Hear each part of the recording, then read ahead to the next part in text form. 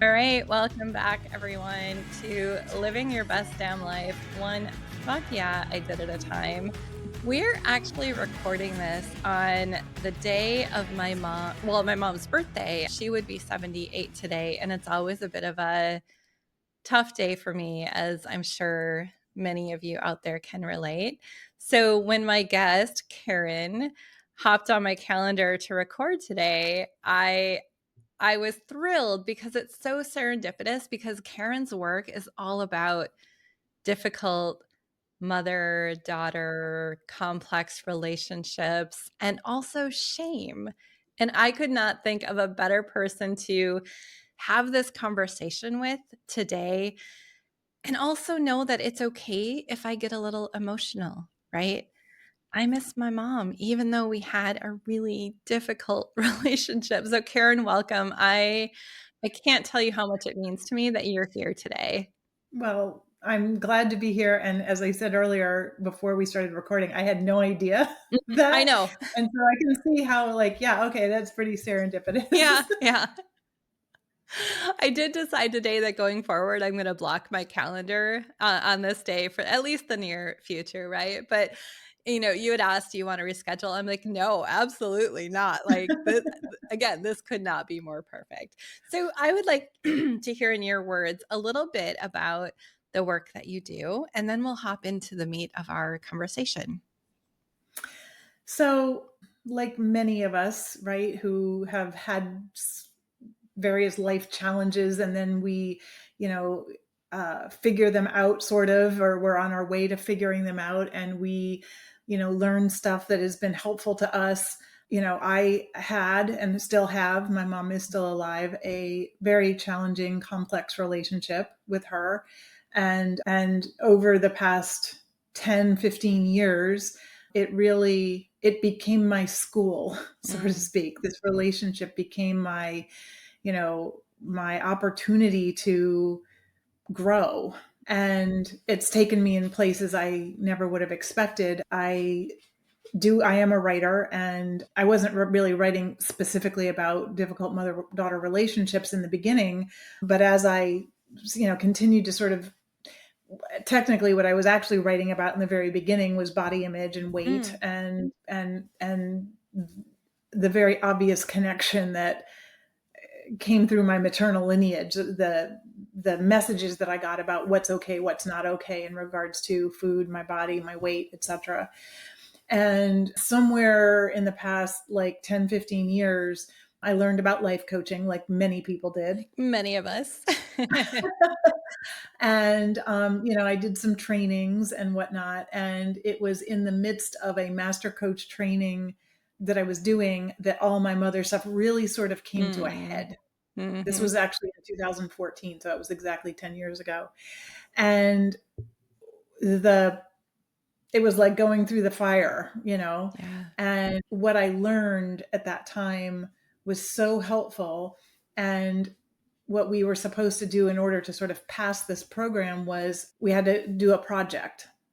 And the project that I ended up doing was writing a book, Oh, interesting. I called that book The Peaceful Daughter's Guide to Separating from a Difficult Mother. Ooh, And that book really took off. yeah.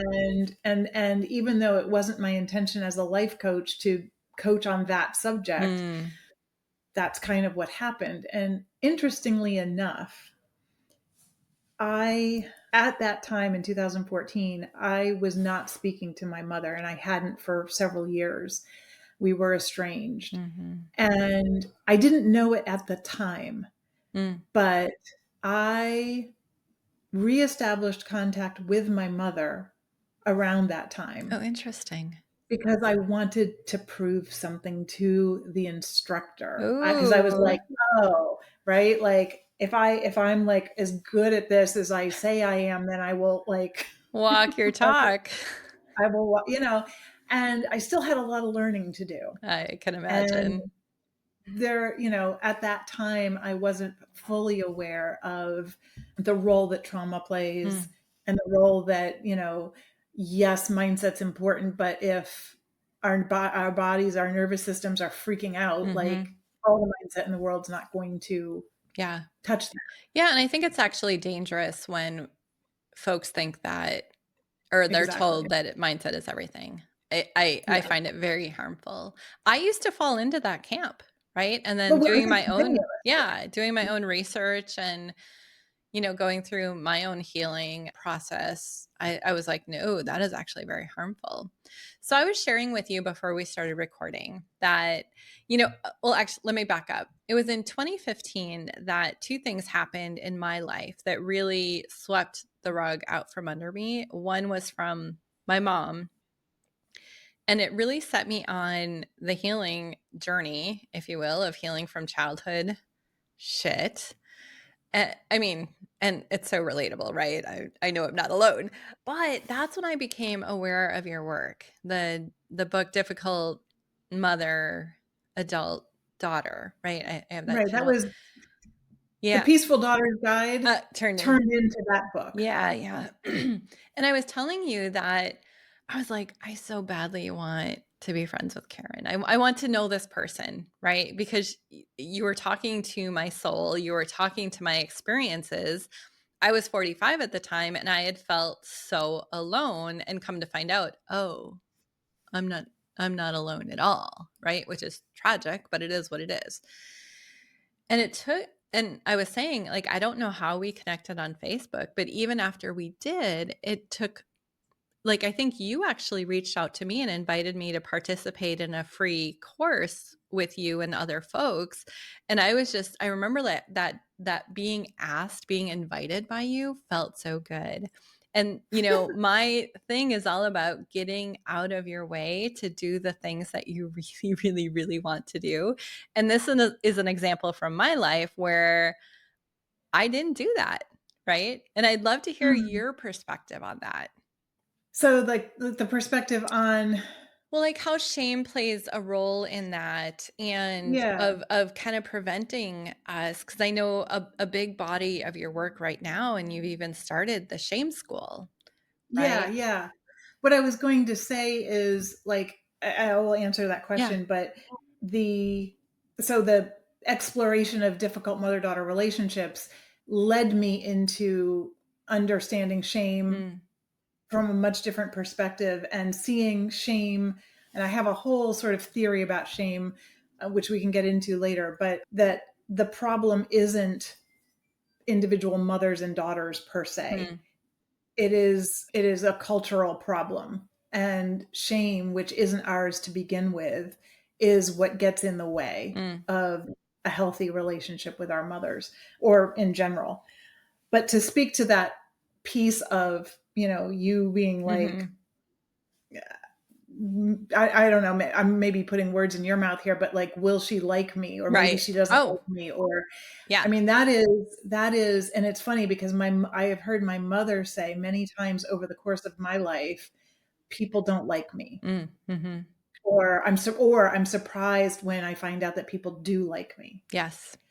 And I mean, I can't tell you how many times, I walk around my life, I live my life, seeing a neighbor out the window or something, and it popping into my head of like, oh, they don't like me, Mhm. Yeah, for like yeah. No no good good reason. reason. Yeah. And I think that, and this is sort of one of my, sort of theories about shame, is that we are hardwired to care what other people think. Mm, mhm.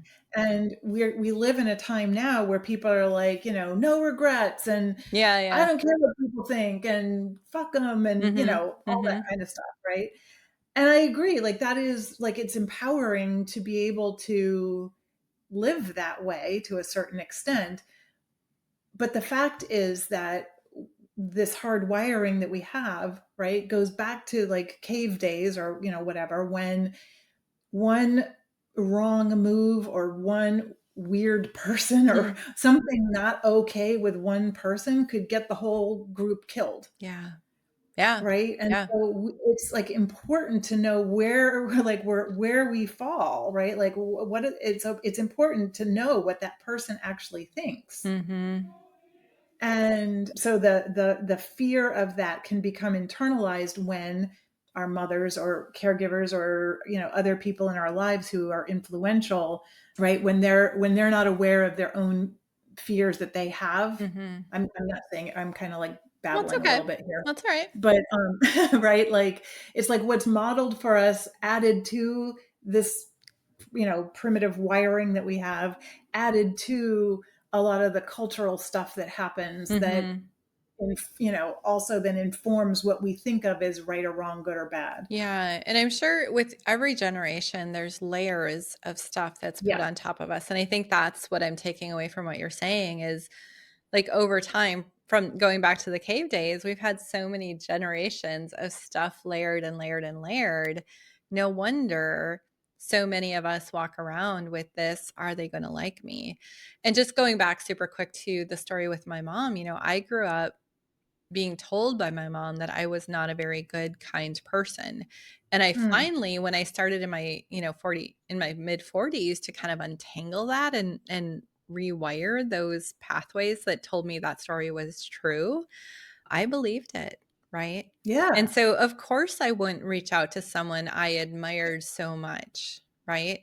She's not going Yeah. to like me. I'm not going to be worth her time, like all of that. And, I overall am a fairly confident person usually. And so I'm always taken aback when I run into that. And it's humbling, right? Yeah, very Yeah. humbling.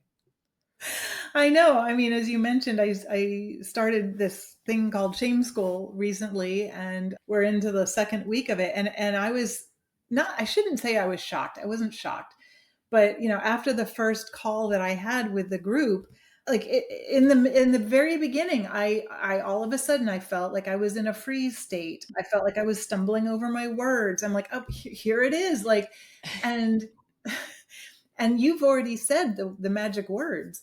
Of course I felt that way. It makes Yeah. all the sense in the world that that's my experience. Yeah. And that is the healing right there. Giving yourself grace and compassion for a very normal human response. Well, yeah, and not only is it a human response, but it's what we as humans have tended to do, especially if we're parents. And I'm not a parent, you are a mom, Mhm.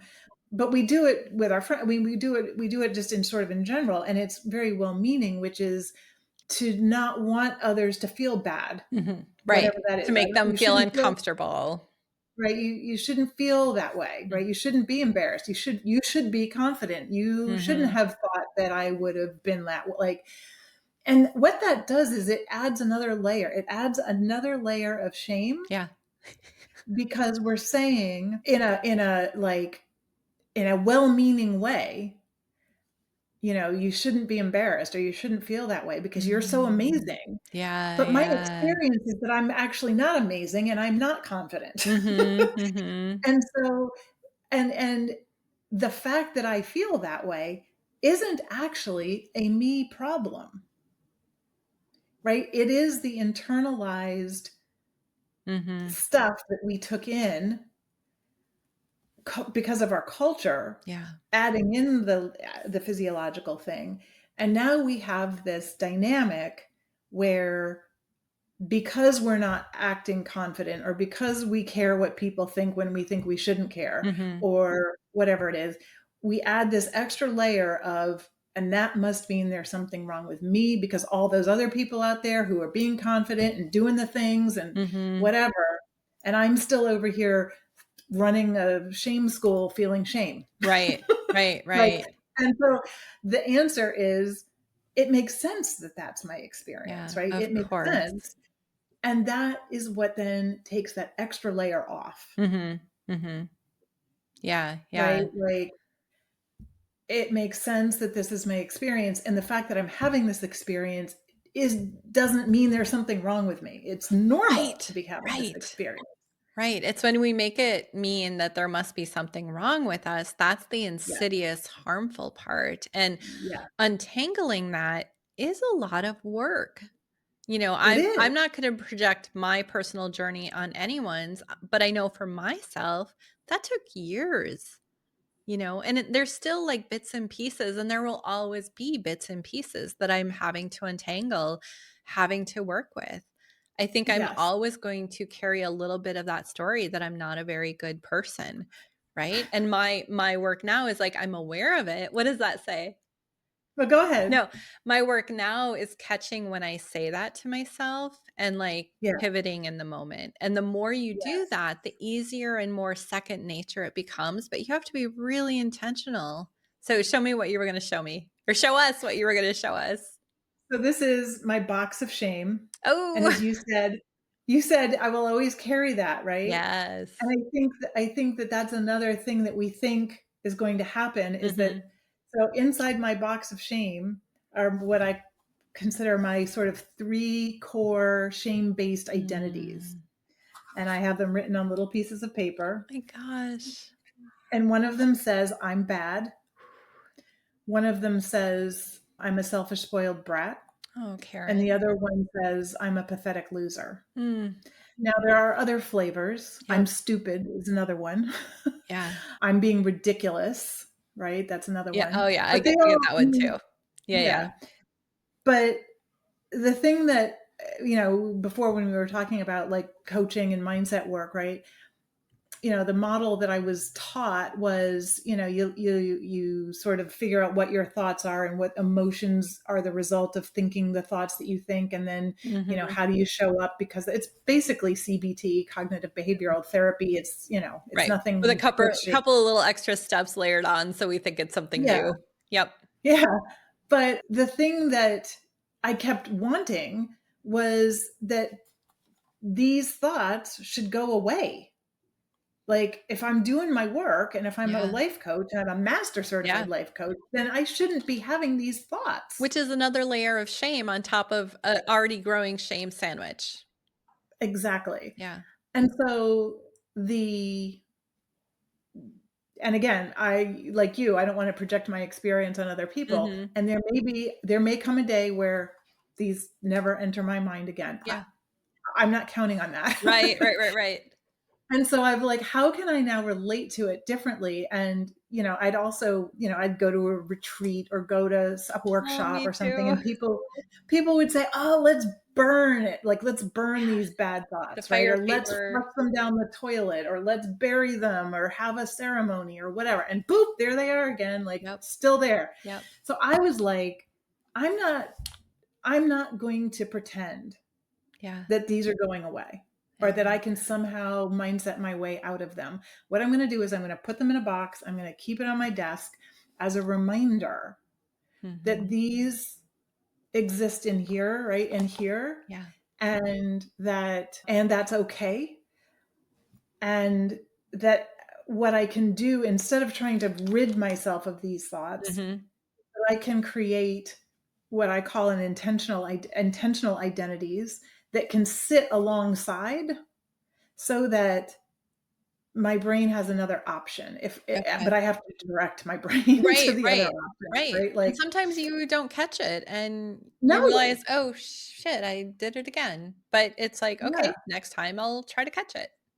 But this, people are like, you keep that on your desk. I'm like, it's a relief. It's such a It's like part of you. it's a part of me, but it's also a relief that I don't have to get rid of it.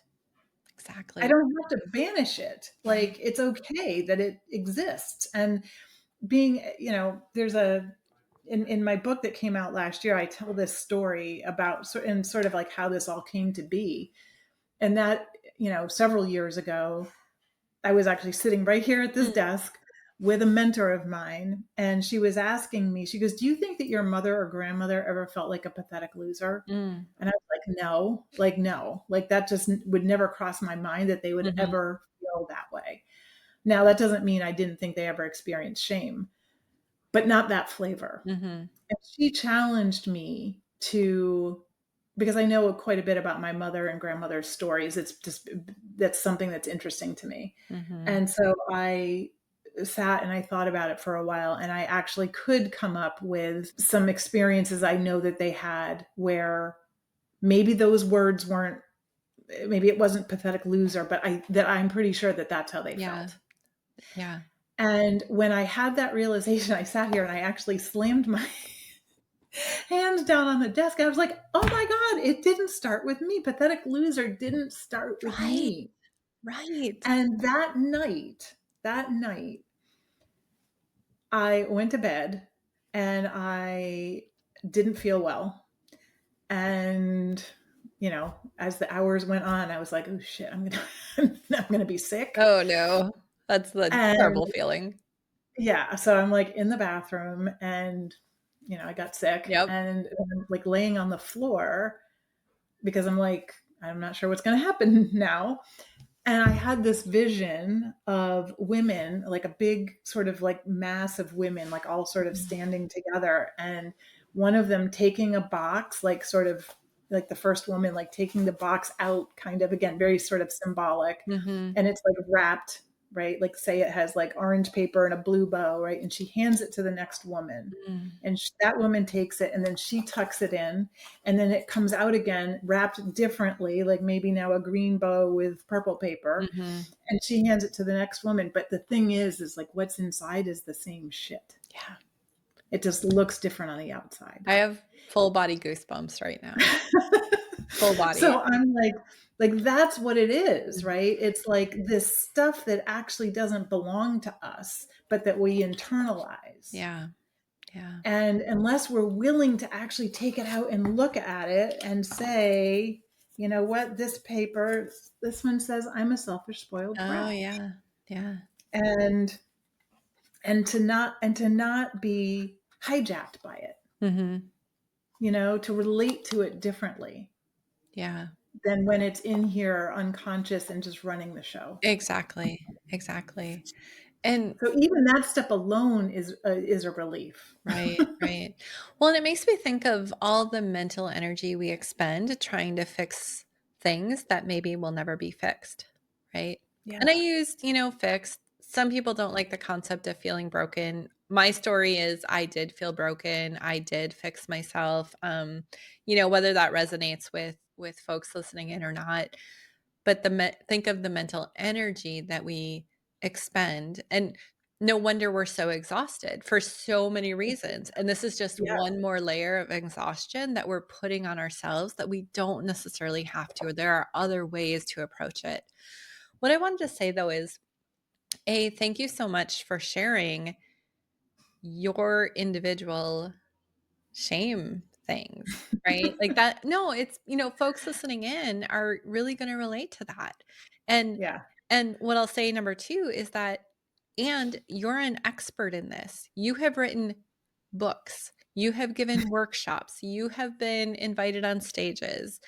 You now have a shame school. And in your shame school, you yourself experienced those things because that is what happens. And going back to the mental energy, trying to continually not, push that away and not just sit with it and build a healthy relationship with it is so harmful to ourselves. And I don't know that people realize that, which is why I'm so grateful for your body of work. Thank you. Yeah. Yeah, that pushing away, that resistance, which, resistance in and of itself is not a bad thing, Right. right? Right. Sometimes resistance is good. It's the foot on the brake, right? Mhm. But yeah, when we, I mean, I was convinced that if I didn't get rid of that I Mhm. would be doomed for the rest of my life. Yeah, doomed. You wouldn't be able to live your best damn life. Totally.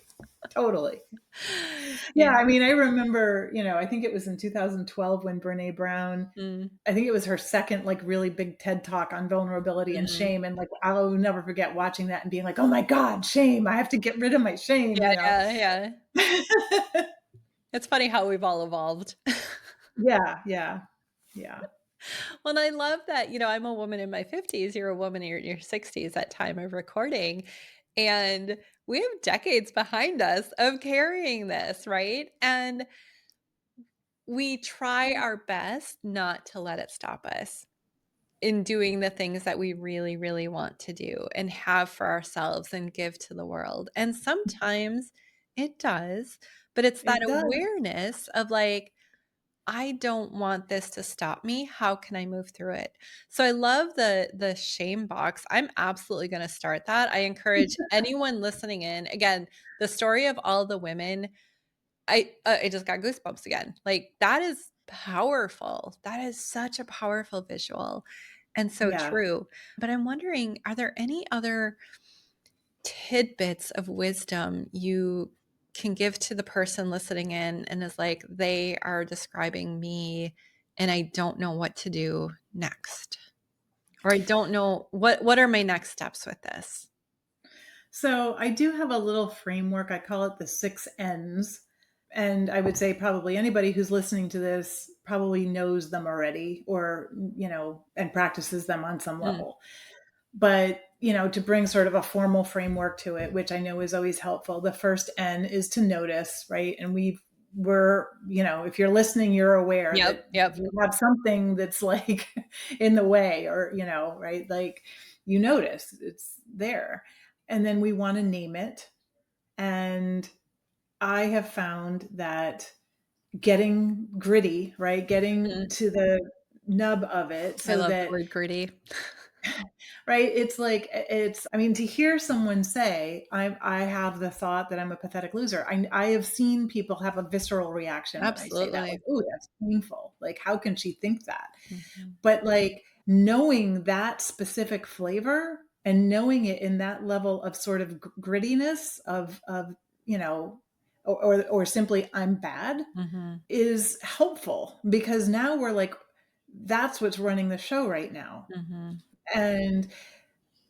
And the more that, I think the shame box, I mean, this is also sort of like a way to make it lighter. It's like Yeah, fun yeah. and to remind ourselves. So notice, name it. This is my pathetic loser pattern that's running the show here, right? Like Mhm. when I started shame school and I was freezing and, I after, I made it through, Yeah, obviously. yeah, yeah, you're Right, the earth here. didn't open up and swallow me whole, but like, I had to like, go through this, like, later in the day. I'm like, "Okay, yep, that's what was going on." Mhm, The next one, and again, we've already spoken to this, is to I use the word normalize or neutralize. Normalize, neutralize, they're 2 sort of different steps, but they're kinda similar, and that is simply to say, "Oh, it makes sense that this is my experience." mm, mhm. Right? Yeah, that is so I powerful. Sorry, I cut you off, but that is so no. powerful to do that. Yeah, like and it's not a me problem that my brain Mm, offers me this, right? As a child, I internalized this message mm, that's not mine. And it actually technically isn't my mother's or my grandmother's or on down the line, right? This is a cultural, women especially, right? We have from religions and institutions and patriarchy and all mm, the, all that, right? That's why it's not ours. And so to be able to say, oh, but it makes sense that I'm having this experience, then takes that extra layer of shame off, saying, mhm. what's wrong with you that you can't get rid of that? Like, it's still Yeah, running the show. yeah, No, oh, it makes sense, right? So I'm unshaming it. yeah, you're removing a layer. If we go Yeah. back to the sandwich metaphor, you're removing a layer of the shame sandwich. Yep.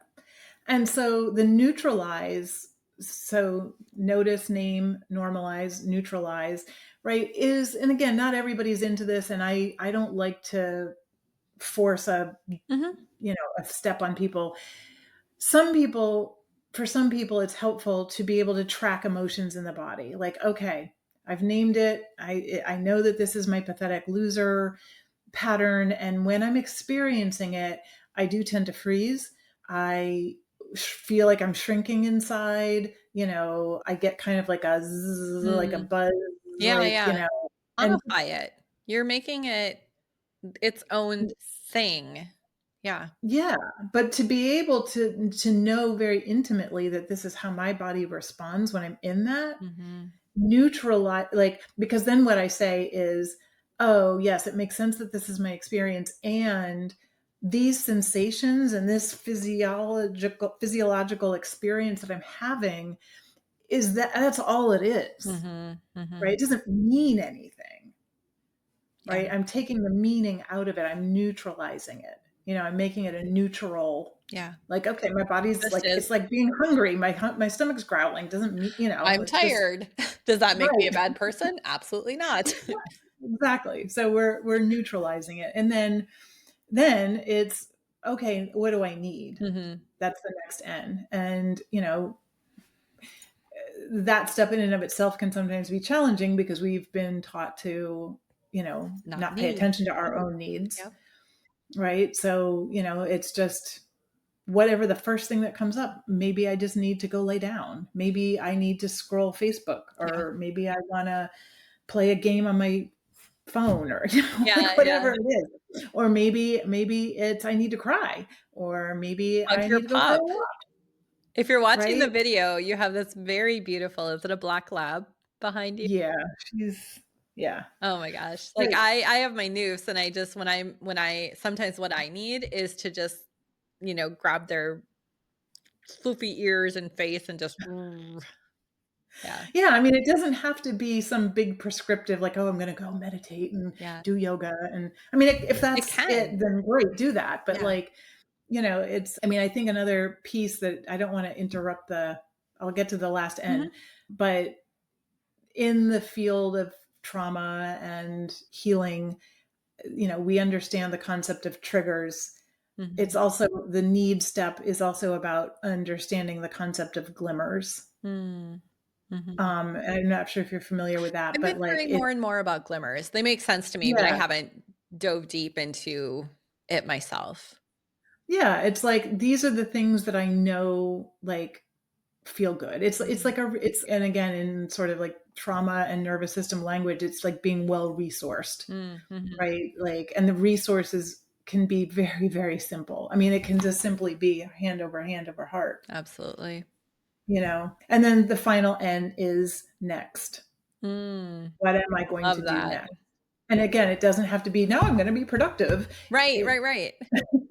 it's just, "Okay, I know what I need, and now I'm gonna take care of that." Yeah.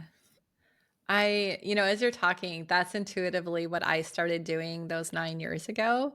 I didn't have any names for it then, and I so love that you've actually put it into a framework. And I'm wondering, do you have a resource on your website or in your books that talks about this? Because 'Cause I'd love to share that in the show notes.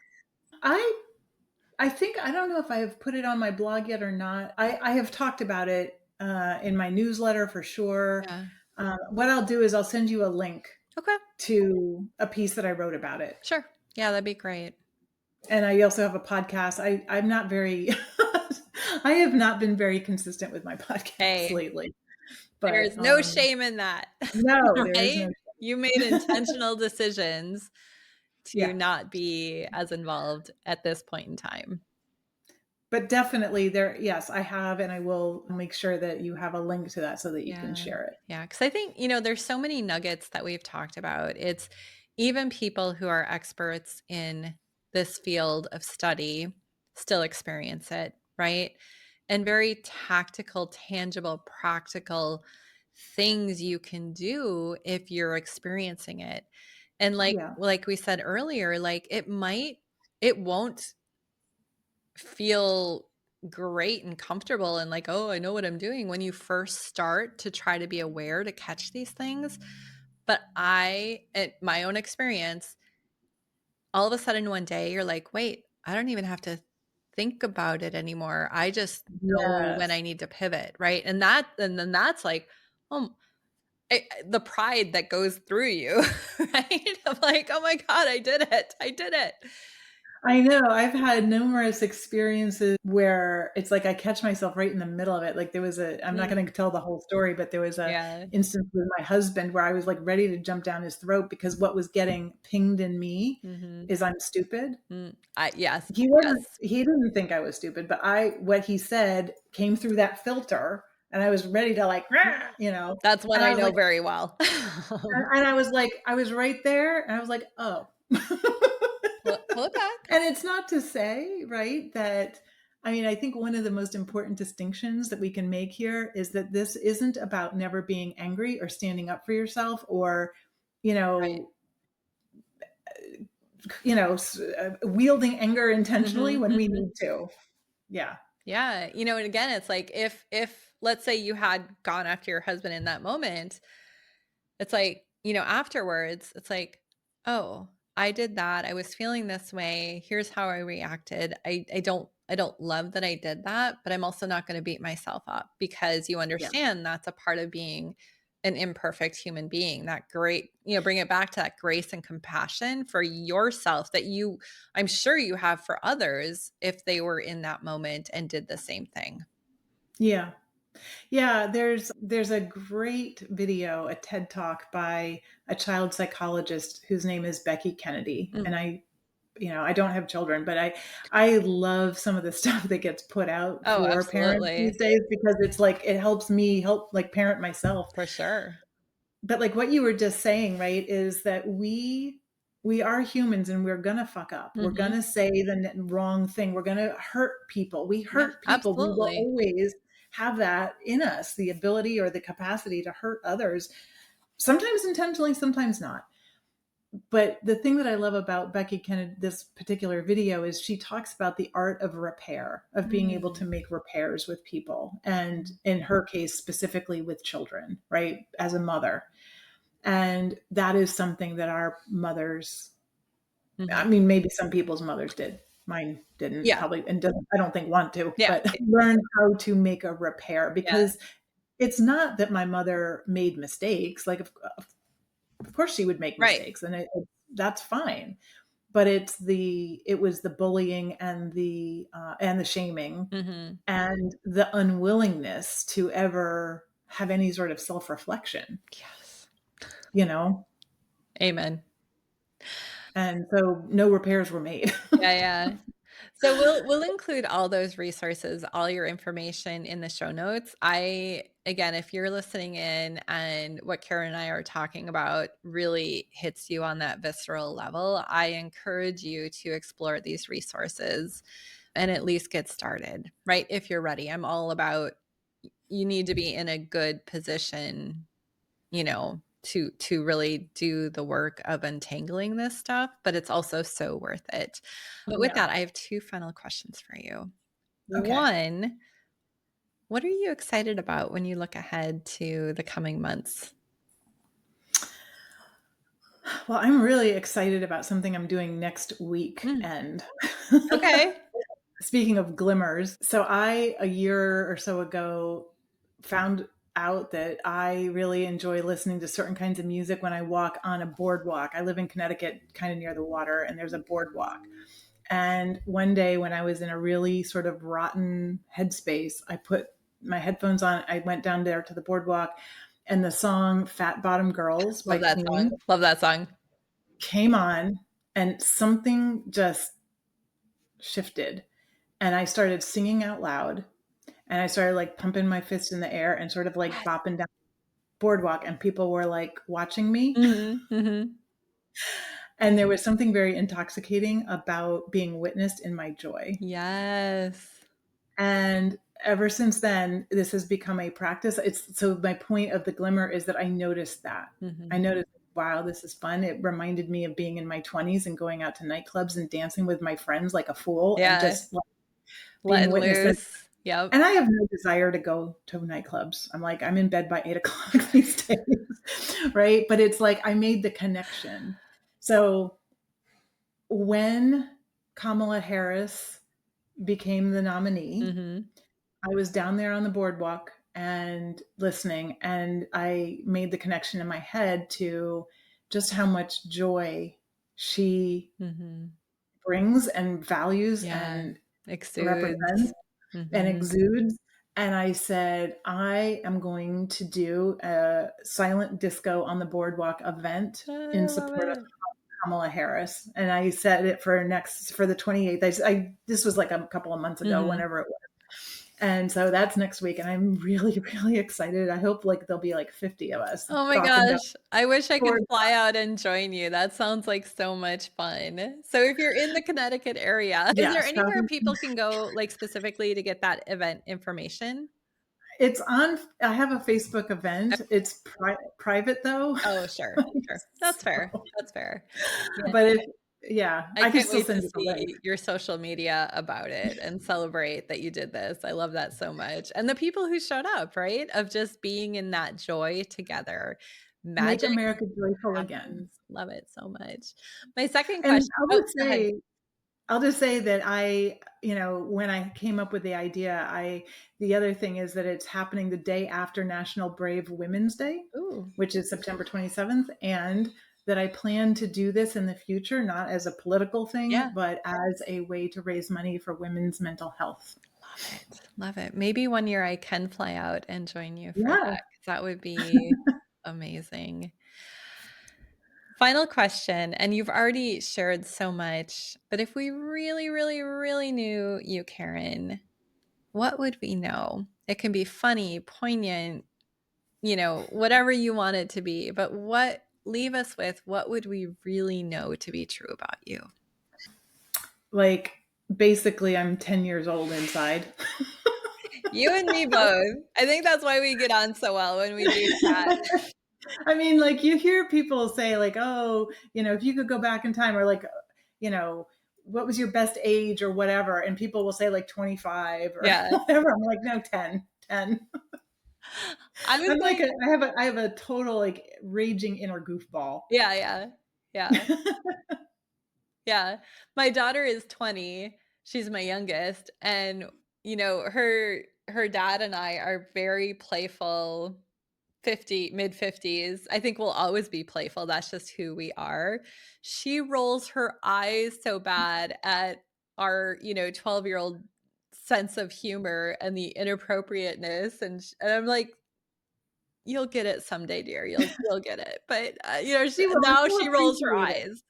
Yeah, she'll value that She will, someday. absolutely, Yeah. absolutely. I cannot tell you I do feel better after having this conversation. Again, going back to we're recording this on my mom's birthday, and she passed about 3.5 years ago. But I cannot thank you so much for your vulnerability, talking about the work that you do and how to make it applicable to anyone listening in, right? So, again, we'll have all your information. I encourage folks to go check out Karen.